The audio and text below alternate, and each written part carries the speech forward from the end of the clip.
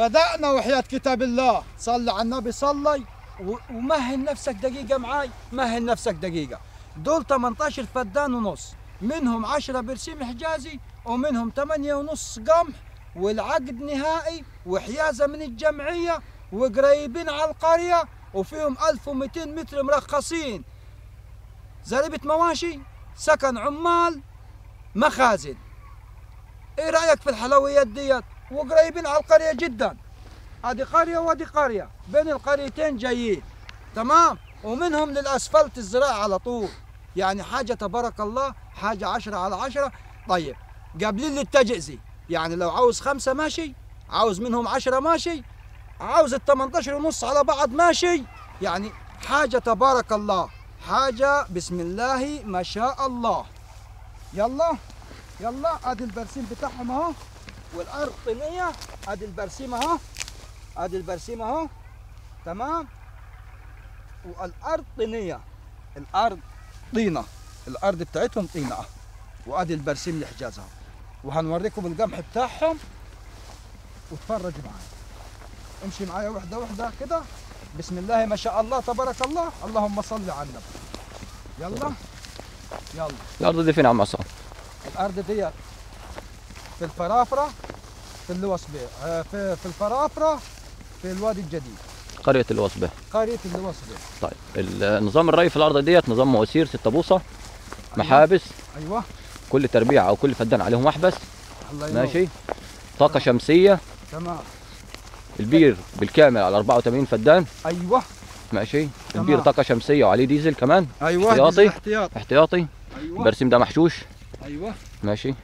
الجزء اللي تحت ده كده ال10 فيها 10 حجازي و8 ونص قمح.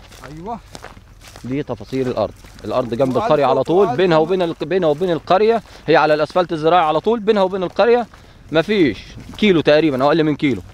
يعني لو انت في البيت تقدر تروح الارض وترجع ماشي. تمام. وفيها 1200 متر مرخصين مباني. 1200 متر مباني. ايوه. سكن عمال، زريبه مواشي ومخازن. تمام. فيها 12000 بلوكه محطوطين للمباني جاهزين، وفيها الرمله بتاعتها كمان لان الراجل كان عايز يبني فيه. تمام زي الفل. مساحة البير على 84 فدان بس. برضه في نخل، فيها نخل كتير، فيها نخل صعيدي كتير. كان طارح السنة اللي فاتت. ايوه. وطارح السنة دي او بنبشر كده. ايوه. البرسيم ده اللي احنا ماشيين فيه محشوش. ده برسيم محشوش لسه مكبوس يعني. ال10 فيهم 5 محشوشين و5 لسه ايه؟ لسه ما تحشوش تحت. لسه ما تحشوش. متقسمين نصين. عشان الري.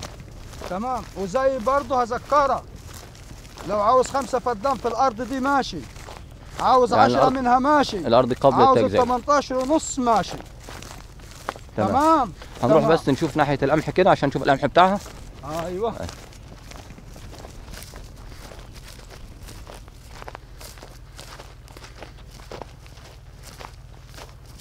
طب نفصل لما نروح للقمح يا عصام. ماشي.